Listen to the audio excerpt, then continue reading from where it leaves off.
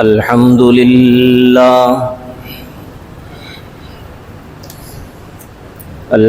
لله وحده والصلاة والسلام على من لا نبي بعده وعلى آله وأصحابه الذين أوفوا عهده ونشهد أن لا إله إلا الله وحده لا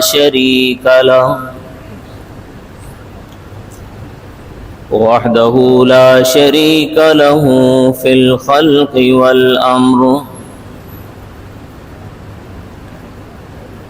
إرغاما لمن جحد به وكفر ونشهد أن سيدنا ومولانا محمدا عبده ورسوله صلى الله تعالى عليه وعلى آله وأصحابه الذين هم خلاصة العرب العرباء وخير الخلائق بعد الأنبياء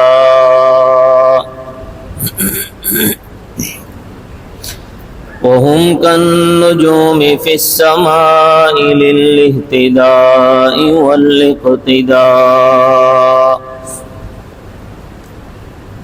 وهم مفاتيح الرحمة ومصابيح الغرر أعوذ بالله من الشيطان الرجيم بسم الله الرحمن الرحيم ألم نشرح لك صدرك ووضعنا عنك وزرك الذي أنقض ظهرك ورفعنا لك ذكرك صدق الله العظيم رب اشرح لي صدري ويسر لي أمري واحلل عقدة من لساني يفقه قولي رب زدني علما رب زدني علما رب زدني علما سبحانك لا علم لنا إلا ما علمتنا إنك أنت العليم الحكيم تمام حضرات درود شریف پڑھنا اللهم صل على محمد وعلى آل محمد كما صليت على إبراهيم وعلى آل إبراهيم إنك حميد مجيد اللهم بارك على محمد وعلى آل محمد كما باركت على إبراهيم وعلى آل إبراهيم إنك حميد مجيد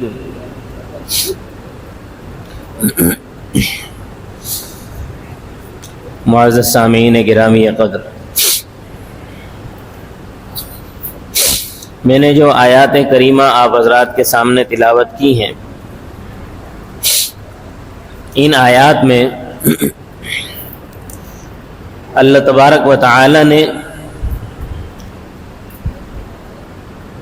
حضور اکرم صلی اللہ علیہ وسلم پر کیے گئے 3 انعامات کا ذکر فرمایا ہے۔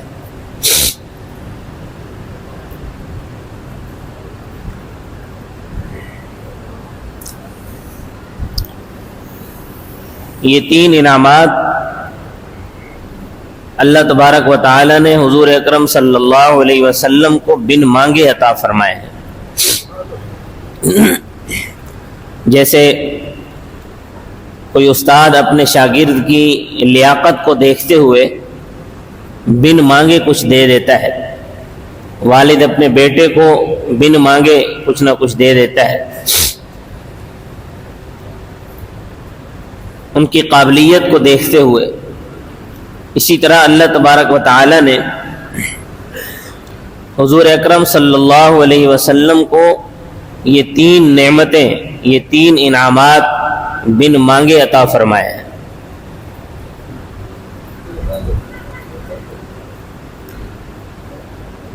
پہلا انعام ہے شرح صدر، دوسرا انعام ہے وضع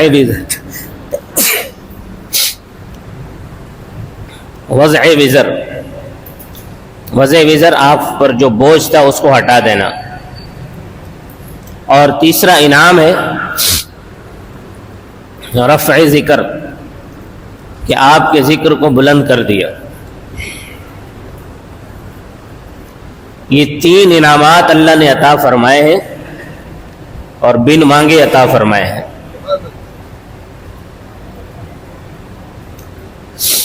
حضرت موسیٰ علیہ السلام کو جب اللہ تبارک و تعالی نے حکم دیا اذهب الى فرعون انه طغى، کہ آپ فرعون کے پاس جائیں، وہ سرکش ہو گیا ہے،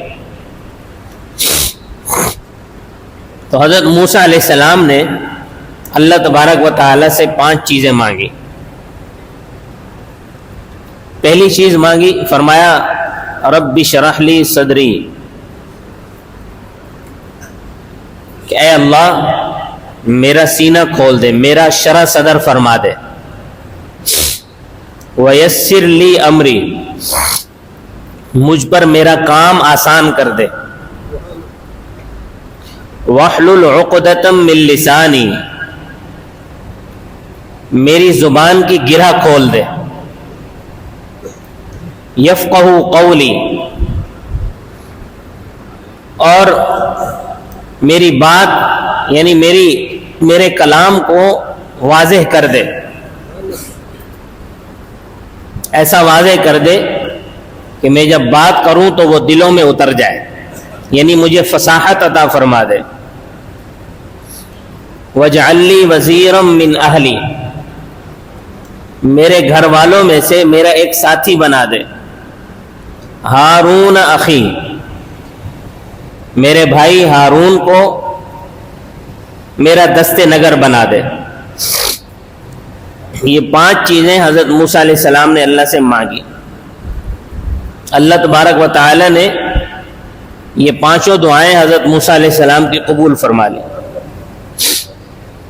شرح صدر بھی فرما دیا، حضرت موسیٰ علیہ السلام کی زبان میں جو لکنت تھی اسے بھی ختم فرما دیا، ان کے کلام کو بھی فصیح کر دیا، ان کے گھر والوں میں سے حضرت ہارون علیہ السلام کو ان کا وزیر بھی بنا دیا، حضرت ہارون علیہ السلام کو نبوت بھی عطا فرما دی۔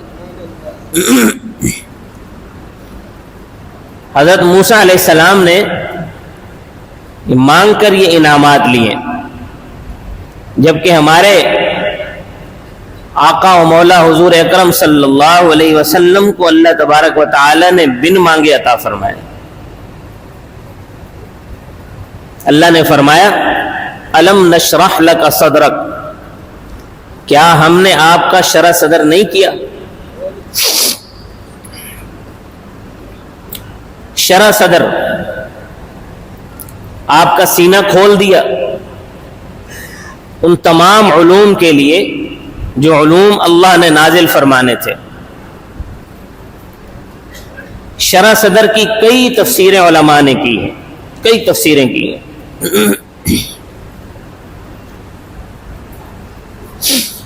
مولانا اشرف علی تھانوی رحمۃ اللہ علیہ نے شرح صدر کی تفسیر ایسے کی ہے گویا دریا کو کوزے میں بند کر دیا۔ انہوں نے فرمایا کہ شرح صدر سے مراد علم اور حلم ہے۔ اللہ تعالی نے آپ صلی اللہ علیہ وسلم کو علم کے بھی خزانے عطا فرمائے تھے اور حلم کے بھی خزانے عطا فرمائے تھے۔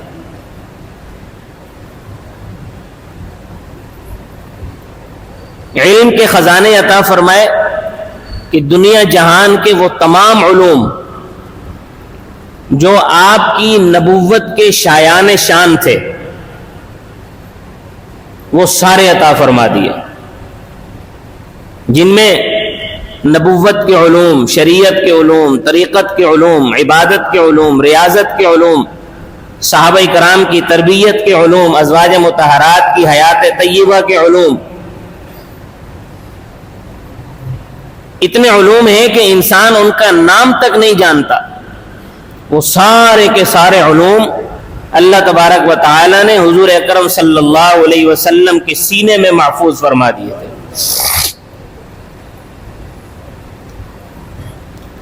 اور جو علوم نبوت کے شایان شان نہیں تھے، اللہ تبارک و تعالی نے ان علوم کے نزدیک بھی رسول اللہ صلی اللہ علیہ وسلم کو نہیں جانے دیا، جیسے جادو کا علم، کہانت کا علم، نجوم کا علم، اس طرح کے جتنے بھی علوم تھے جو نبوت کے شایان شان نہیں تھے، وہ اللہ نے حضور اکرم صلی اللہ علیہ وسلم کو نہیں دیے۔ اور جو علوم نبوت کے شایان شان تھے، جن کے نام تک ہم نہیں جانتے، وہ سارے کے سارے علوم حضور اکرم صلی اللہ علیہ وسلم کو عطا فرما دیے۔ اس کا مطلب ہے شرح صدر۔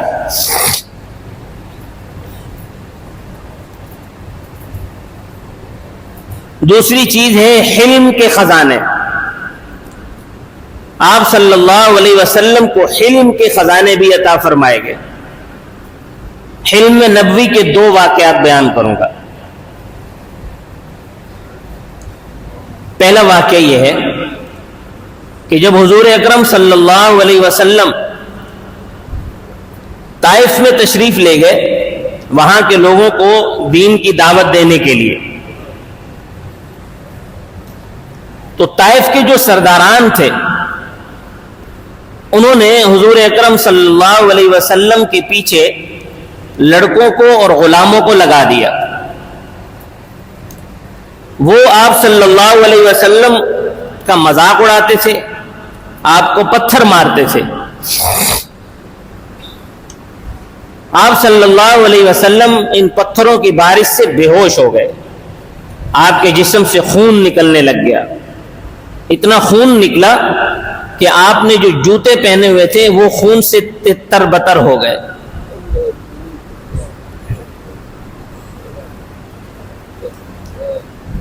آپ نے سوچا تھا کہ مکہ والے میری بات نہیں سنتے، چلو طائف والوں کو جا کر اپنی بات سناتے ہیں، شاید وہ مان جائیں۔ لیکن طائف والوں نے یہ حال کیا کہ حضور صلی اللہ علیہ وسلم کا مذاق اڑایا اور آپ صلی اللہ علیہ وسلم پر پتھر برسائے، اتنے پتھر برسائے کہ آپ زخمی ہو گئے اور خون خون ہو گئے۔ طائف کے قریب ایک باغ تھا، وہاں جا کر آپ صلی اللہ علیہ وسلم تھوڑا سستانے کے لیے بیٹھ گئے۔ تو آپ کے ساتھ جو آپ کے رفیق سفر تھے حضرت زید بن حارثہ رضی اللہ تعالیٰ عنہ آپ کے ساتھ تھے۔ انہوں نے فرمایا کہ اللہ کے رسول، آپ ان لوگوں کے لیے بد دعا کیجئے، انہوں نے آپ پر اتنا ظلم و ستم ڈھایا ہے، آپ ان کے لیے بد دعا کیجئے۔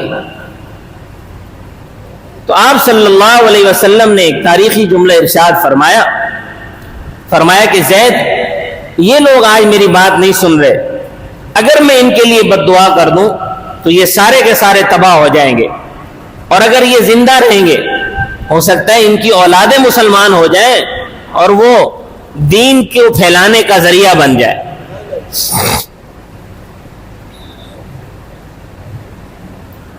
ایک شاعر نے بڑے خوبصورت انداز میں آپ صلی اللہ علیہ وسلم کی اس بات کو شاعرانہ انداز میں بیان کیا ہے۔ وہ فرماتے ہیں کہ یہ فرما کر نبی نے ہاتھ اٹھائے ایک دعا مانگی، خدا کا فضل مانگا، خوئے تسلیم و رضا مانگی، دعا مانگی الہی قوم کو چشم بصیرت دے، الہی معاف کر ان کو انہیں نور ہدایت دے، جہالت ہی نے رکھا ہے صداقت کے خلاف ان کو، بیچارے بے خبر انجان ہیں، کر دے معاف ان کو، فراخی ہمتوں کو دے، روشنی دے ان کے سینوں کو، کنارے پر لگا دے ان ڈوبنے والے سفینوں کو، الہی فضل کر کوہسار طائف کے مکینوں پر، الہی پھول برسا ان پتھروں والی زمینوں پر۔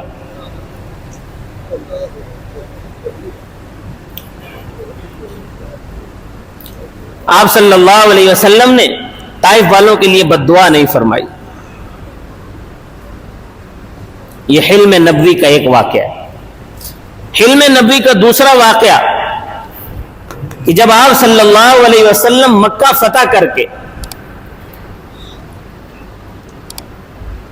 بیت اللہ کے اندر تشریف فرما ہوئے، اب مکہ والے لوگوں نے یہ سوچا کہ آج تو ہم سے چن چن کر بدلے لیے جائیں گے، آج تو ہم سے ان تمام مظالم کا حساب لیا جائے گا۔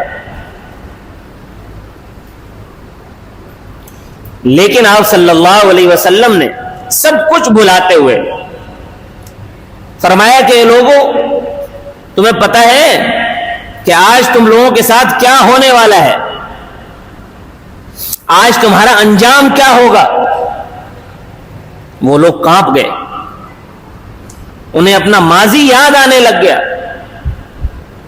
حضور اکرم صلی اللہ علیہ وسلم پر اوجڑیاں پھینکنا یاد آیا، حضور صلی اللہ علیہ وسلم کا مذاق اڑانا یاد آیا، حضور صلی اللہ علیہ وسلم کو معاذ اللہ جادوگر کہنا یاد آیا، کاہن کہنا یاد آیا،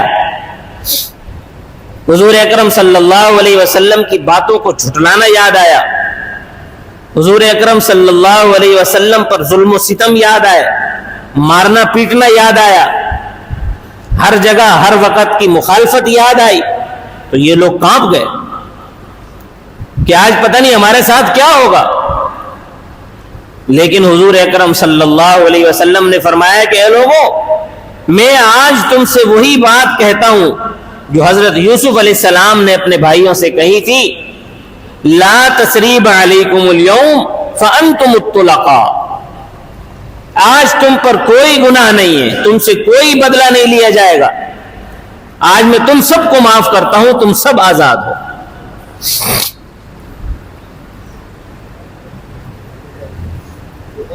یہ مطلب ہے الم نشرح لک صدرک کہ پیغمبر، ہم نے آپ کا سینہ شرح صدر نہیں فرمایا، ہم نے آپ کا سینہ نہیں کھول دیا۔ یہ پہلا انعام ہے۔ دوسرا انعام عطا فرمایا وَوَضَعْنَا عَنْكَ وِزْرَكَ، وضع وزر، آپ پر جو بوجھ تھا ہم نے وہ بوجھ آپ سے ختم کر دیا۔ حضور اکرم صلی اللہ علیہ وسلم پر بوجھ کیا تھا؟ آپ صلی اللہ علیہ وسلم کو نبوت ملنے سے پہلے آپ صلی اللہ علیہ وسلم لوگوں کو دیکھتے تھے کہ بیت اللہ کے اندر بتوں کی پوجا ہو رہی ہے، بتوں سے مرادیں مانگی جا رہی ہیں، کمزور کو طاقتور دبا رہا ہے، بیٹیوں کی پیدائش کو عار سمجھا جا رہا ہے، جس کی وجہ سے بعض لوگ اپنی بیٹیوں کو زندہ درگور کر دیا کرتے تھے، زندہ دفن کر دیا کرتے تھے۔ تو جب آپ صلی اللہ علیہ وسلم اپنی قوم کی یہ حالت دیکھتے تھے کہ طاقتور کمزور پر غالب ہے، معاشرے کے اندر عورت کا کوئی مقام نہیں ہے، غریب آدمی کو پیس دیا جاتا ہے، تو آپ صلی اللہ علیہ وسلم دل کے اندر اڑتے رہتے تھے۔ یہ بوجھ تھا آپ پر۔ آپ اپنی قوم کی ان حرکتوں کو دیکھ کر اندر ہی اندر کڑتے رہتے تھے۔ ذرا ذرا سی بات پر لڑائی جھگڑا شروع ہو جانا اور وہ لڑائی جھگڑا سالوں سال چلتے رہنا، معمولی معمولی بات پر اٹھ کر قتل کر دینا۔ آپ صلی اللہ علیہ وسلم یہ چیزیں دیکھ کر کڑتے تھے، یہ آپ پر بوجھ تھا۔ اللہ تبارک و تعالیٰ فرماتے ہیں ہم نے آپ کو نبوت عطا فرما دی، نبوت عطا فرما کر آپ کی یہ ذمہ داری لگا دی کہ آپ اس قوم کی تربیت کریں۔ یہ جو لوگ ذرا ذرا سی بات پر لڑنے جھگڑنے لگ جاتے ہیں، ان کے اندر جو لڑائی والی وہ چیز صفت موجود ہے، اس کو پھیریں، اسلام کی طرف پھیریں۔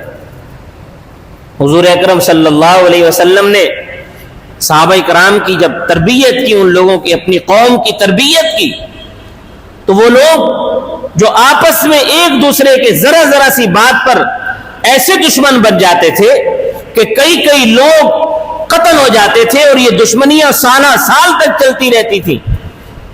پھر ان لوگوں کی لڑائیاں کفار کے ساتھ ہوئیں، پوری دنیا کے اندر انہوں نے اسلام کو پھیلا دیا۔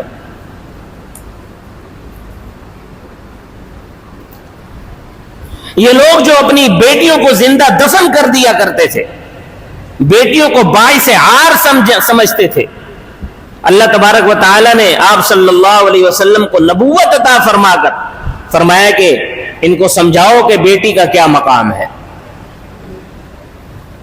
تو آپ صلی اللہ علیہ وسلم نے بتایا کہ اگر کوئی آدمی اپنی ایک بیٹی کی پرورش کرے، اچھے طریقے سے اس کی پرورش کرے، پرورش کر کے پھر وہ اس کی اچھی جگہ پر اس کی شادی کر دے، اچھا رشتہ اس کے لیے تلاش کرے، اچھی جگہ پر اس کی شادی کر دے، فرمایا میں اسے جنت کی بشارت دیتا ہوں۔ پہلے فرمایا کہ جو آدمی 3 بیٹیوں کی اچھی طرح پرورش کرے، میں اسے جنت کی بشارت دیتا ہوں۔ تو صحابہ کرام نے پوچھا یا رسول اللہ کسی کی 3 نہ ہو تو فرمایا اگر کوئی 2 کی پرورش کرے، اچھے طریقے سے پرورش کرے، پھر اچھی جگہ ان کا نکاح کر دے، اچھی جگہ رشتہ دیکھ کر ان کی شادی کر دے، وہ جنت میں میرے ساتھ ہوگا۔ تو صحابہ کرام نے پوچھا یا رسول اللہ کسی کی 1 لڑکی ہو تو فرمایا چلو کوئی 1 اپنی بیٹی کی پرورش کر دے، اس کو دین کا علم سکھائے، دینداری سکھائے، گھر ہستی اس کو سکھائے، پھر اس کے بعد اچھا جگہ پر رشتہ تلاش کر کے اس کی شادی کر دے، فرمایا جنت میں وہ میرے ساتھ ہوگا۔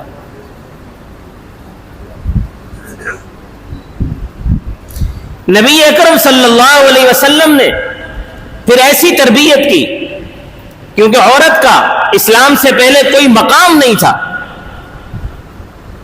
آپ صلی اللہ علیہ وسلم نے عورت کا مقام بتایا کہ اگر عورت ماں ہے تو اس کے قدموں تلے جنت ہے، اس کی خدمت کرو گے تو جنت ملے گی۔ ایسا سیاہ ترین دور تھا اسلام سے پہلے کہ لوگ اپنی ماؤں سے شادی کر لیا کرتے تھے، ماں سے معاذ اللہ زنا کر لیا کرتے تھے۔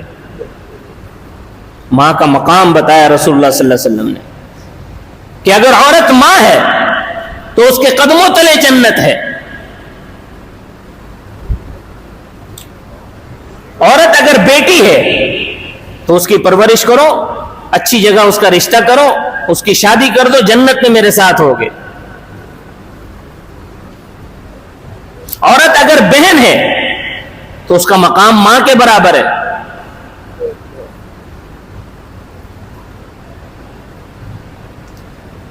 تو اللہ تبارک و تعالی نے فرمایا کہ آپ کے ذہن پر جو بوجھ تھا، وہ بوجھ ہم نے آپ کو نبوت عطا کر کے وہ بوجھ اتار دیا۔ جب یہ بوجھ اترا، آپ کو نبوت ملی، تو آپ صلی اللہ علیہ وسلم نے ایسا معاشرہ تشکیل دے دیا، ایسے لوگ بنا دیے کہ جو آپس میں صدیوں پرانی جن کی دشمنیاں تھیں وہ آپس میں بھائی بھائی بن گئے۔ اس کی مثال موجود ہے۔ مدینہ کے اندر اوس اور خزرج یہ 2 قبیلے تھے مشرکین کے، ان دونوں کی آپس میں نہیں لگتی تھی، یہ دونوں آپس میں لڑتے رہتے تھے،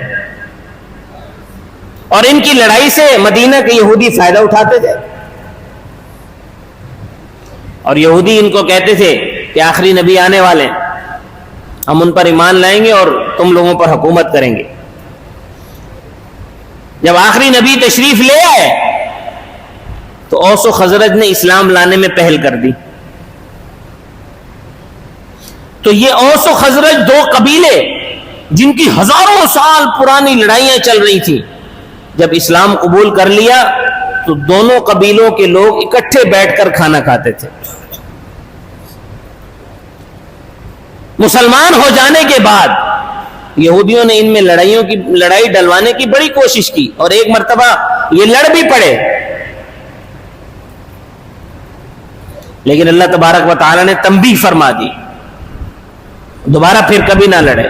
تو ایسا معاشرہ تشکیل دے دیا کہ جو اسلام لانے سے پہلے جن کی گزر اوقات ڈکیتیوں پر ہوتی تھی، اسلام لانے سے پہلے جو لوگ معمولی بات پر لوگوں کو قتل کر دیا کرتے تھے، اسلام لانے سے پہلے جو اپنی بیٹیوں کو زندہ دفن کر دیا کرتے تھے، اسلام لانے سے پہلے، اسلام کے آنے سے پہلے جن لوگوں کے ہاں عورت کا کوئی مقام و مرتبہ نہیں تھا، جب وہ لوگ اسلام قبول کر لیا، انہوں نے اسلام کے اندر جب وہ داخل ہو گئے، حضور اکرم صلی اللہ علیہ وسلم کی تربیت میں آ گئے، تو اللہ تبارک و تعالی نے ان کو یہ مقام عطا فرما دیا کہ پوری دنیا کے اندر انہوں نے اسلام کو پھیلایا بھی، اور آپ صلی اللہ علیہ وسلم کی تعلیمات کو لے کر دنیا کے کونے کونے میں پہنچے۔ اور ان کی بدولت آج جو عورت کو جو مقام حاصل ہے وہ ان ہستیوں کی بدولت حاصل ہے جن کی تربیت رسول اللہ نے کی تھی۔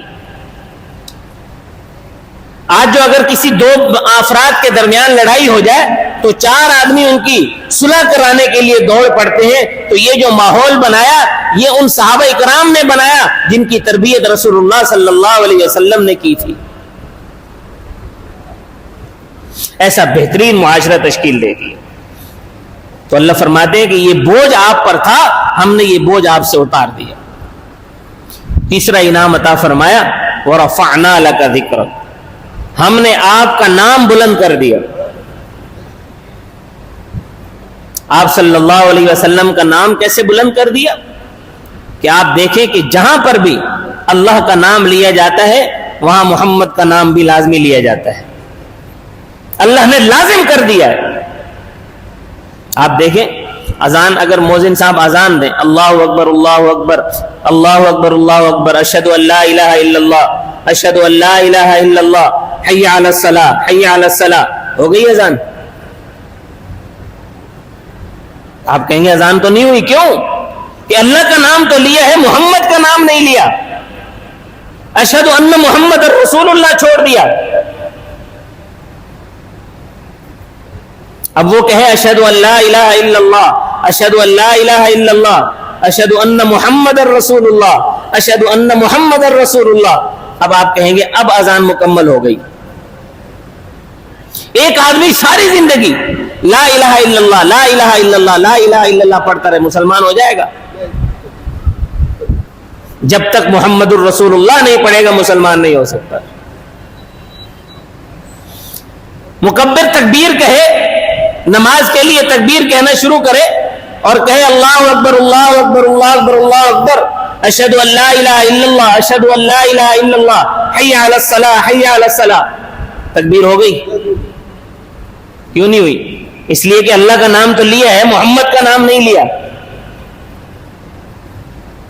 نماز میں کھڑے ہوئے ثنا پڑھیے، سورہ فاتحہ پڑھ لی، التحیات میں بیٹھے التحیات للہ والصلوات والطیبات، السلام علیکہ ایھا النبی چھوڑ دیا، السلام علیکہ ایھا النبی چھوڑ دیا اور آگے پڑھنا شروع کر دیا، نماز ہو گئی؟ التحیات ہو گئی؟ نہیں ہوئی۔ کیوں؟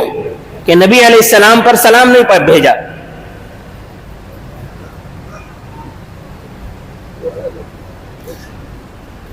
تو اللہ تبارک و تعالی فرما رہے ہیں کہ ہم نے آپ کا نام، آپ کا ذکر بلند کر دیا ہے۔ اب جہاں پر بھی اللہ کا نام لیا جائے گا وہاں محمد کا نام بھی لیا جائے گا، اور جب تک محمد کا نام نہیں لیں گے تو بات ادھوری رہے گی، پوری نہیں ہوگی۔ کہنے والا بھی کہے گا بات پوری نہیں ہوئی۔ بھائی کیوں نہیں ہوئی؟ بھائی محمد کا نام نہیں لیا. محمد کا نام لوگے تو بات پوری ہوگی, ورنہ بات ادھوری رہے گی. بلکہ میں تو کہتا ہوں کہ محمد الرسول اللہ صلی اللہ علیہ وسلم کے نام کے بغیر کائنات ہی ادھوری ہے. اللہ نے کائنات بنائی رسول اللہ کے لیے, یہ دنیا بنائی رسول اللہ. اگر رسول اللہ کو بھیجنا مقصود نہ ہوتا تو اللہ دنیا ہی نہ بناتا. کائنات بنائی رسول اللہ کے لیے, جنت بنائی رسول اللہ کے لیے, یہ سارا نظام سجایا رسول اللہ کے لیے ہے. اب اگر کوئی رسول اللہ صلی اللہ علیہ وسلم کی گستاخی کر دے, حضور صلی اللہ علیہ وسلم کی گستاخی کرے, تو اس نے تو اس شخصیت کی گستاخی کر دی جس کی وجہ سے اللہ نے کائنات بنائی ہے. جس شخصیت کی وجہ سے اللہ نے کائنات بنائی ہے, جب اسی شخصیت کی گستاخی تم نے کر دی تو باقی بچا کیا تمہارے پاس؟